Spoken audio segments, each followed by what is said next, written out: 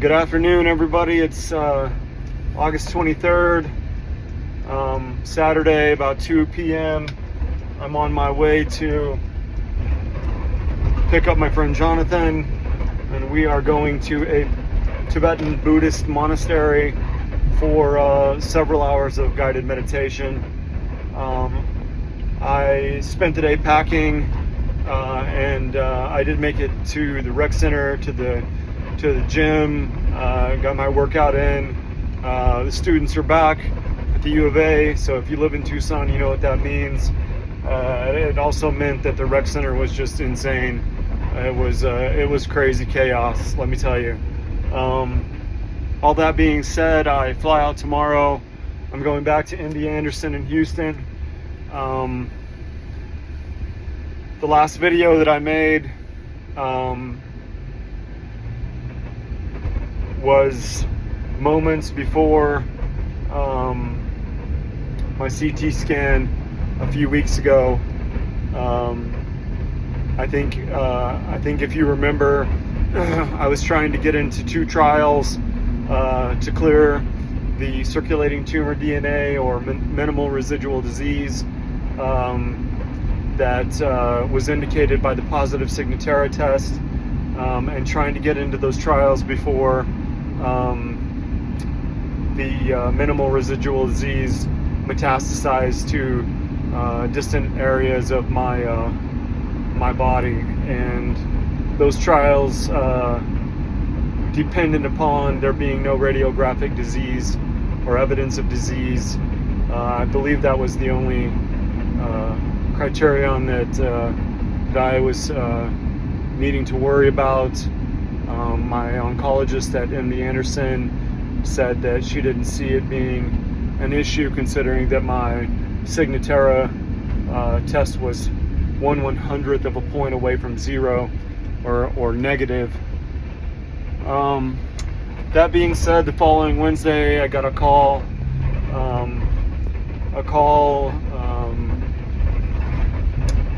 where I was expecting to simply tell Dr. Morelli which one of the trials that I had chosen, and we had that conversation, but at the end she brought up the fact that my CT scans revealed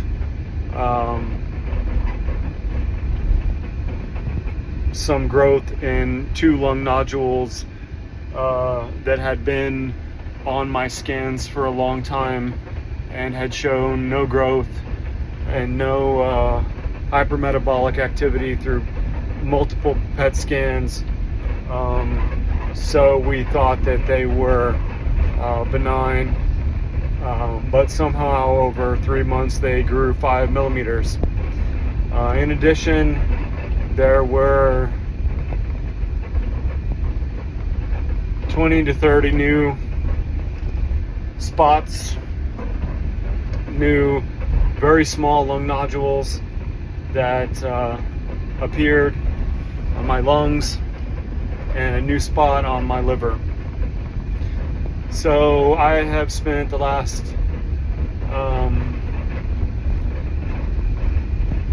this week I spent in a tailspin,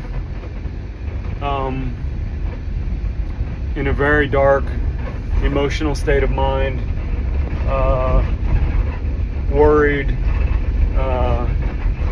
petrified, terrified, paralyzed by what all this may mean. I was okay after I talked to Dr. Morelli the Wednesday after the CT scan, but my oncologist here in Tucson was not very encouraging, and it's just kind of his demeanor, but he left me feeling very discouraged about everything. Just so you know, there's a chance that these spots are something other than metastatic disease, but I'm not grasping after hope that they are not.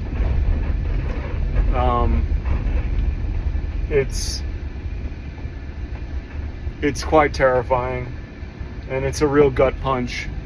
I had basically convinced myself that my immune system was clearing my body of the minimal residual disease. The two doctors, including the head doctor at MD Anderson, the head oncologist, my main oncologist, Dr. Morelli, they agreed that was possible and that it looked positive. Dr. Morelli just simply wanted to get me enrolled in one of these trials to make sure that it didn't come back. And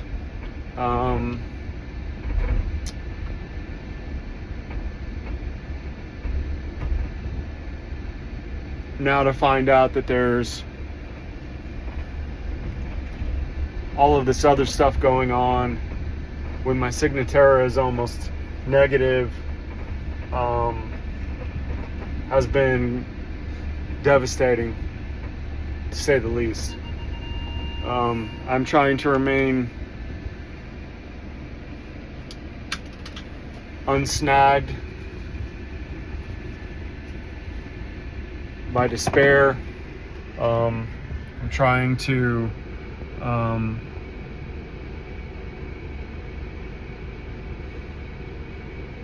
concentrate on the fact that the universe and everything in it is impermanent. I'm grateful for my life. The hardest part has been worrying about my son. And even in that statement lies the suffering, the heart of the most profound part of or aspect of the suffering that I've been experiencing. This idea that he's my son, that he's mine. I really need to concentrate right now on the idea of not grasping after hope or being lured by aversion from fear, and I need to prepare myself for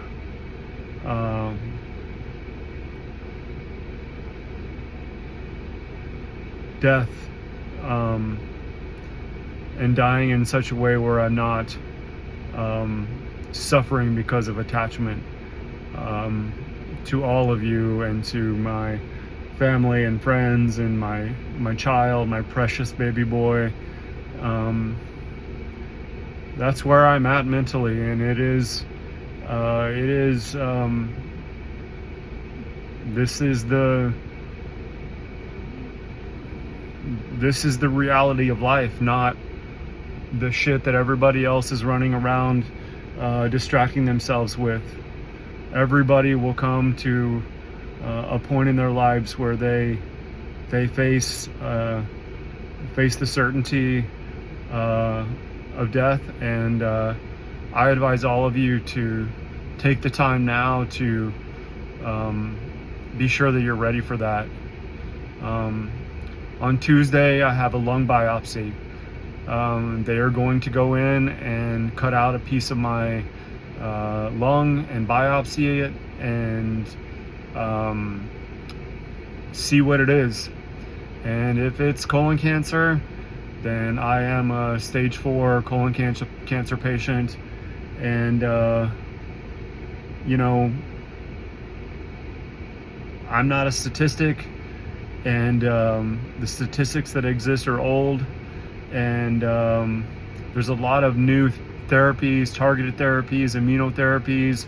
I've already taken a blood test on Monday called Garden 360, which is testing for 70 different genetic mutations, and the pathology from this biopsy will test for the wider, broader spectrum of genetic mutations and that will guide the therapy.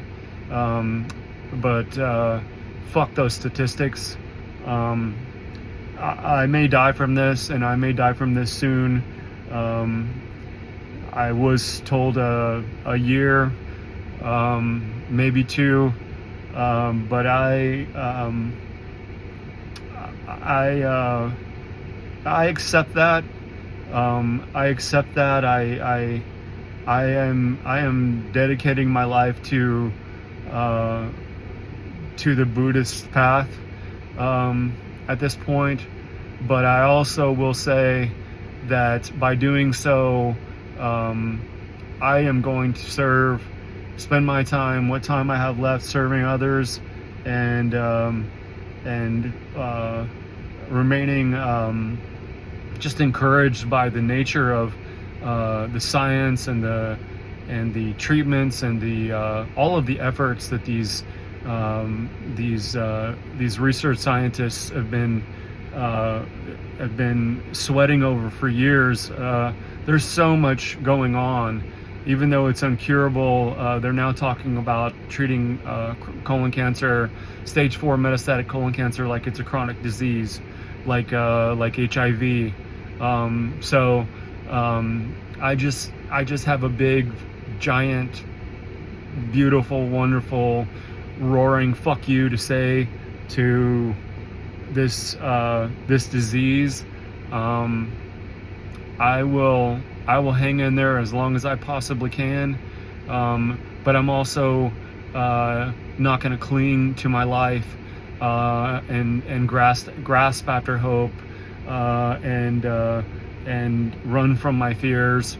I'm going to take this one day at a time and just remain positive and leave space in my world, in my life, and in my existence for good things to happen as far as my medical outcome is concerned. I have a lot of work to do, a lot of people to serve, and in the spirit of the Bodhisattva, that is, there are a lot of people who need help, and I'm here. Why not use me? Otherwise, I go into the bardo. I go into the next realm, into the transition of my consciousness, and I am slowly learning how to let go and to not be afraid of saying goodbye to this body. With that, I will leave you. I will leave you with an I love you all. I'm sorry that I spent so many years getting wrapped up in the distractions of our society, and that I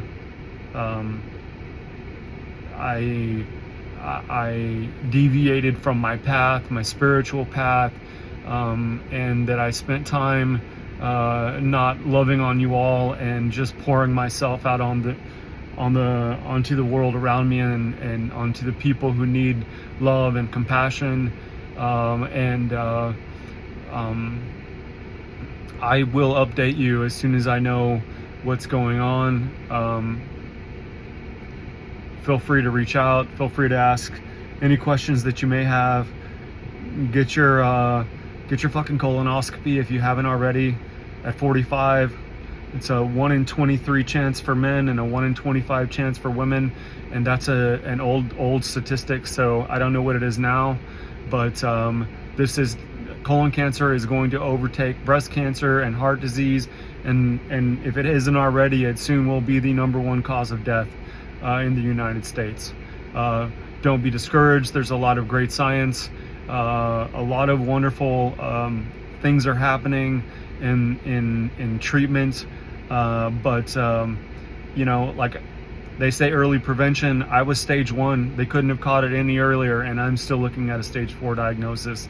So do what you can.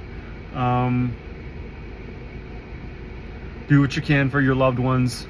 Take the time to love on them and let them know how much you love them.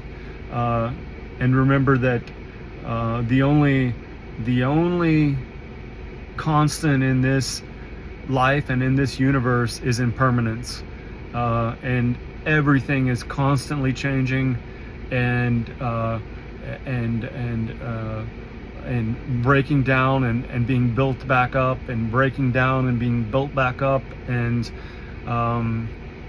there are cycles everywhere. Everything is a cycle, like the cloud turns into the raindrop, and the raindrop turns into the river, and the river turns into the ocean, and then the ocean turns into the cloud, and it repeats over and over again. So don't be afraid, but take your time to focus on the things that really matter and that are real and true, and don't be distracted by all of the nonsense that goes on in our world, in our societies.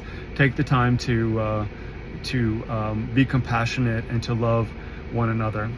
Okay, I'll update you soon. Love you all. Love to hear from you. Until then, take care and be safe.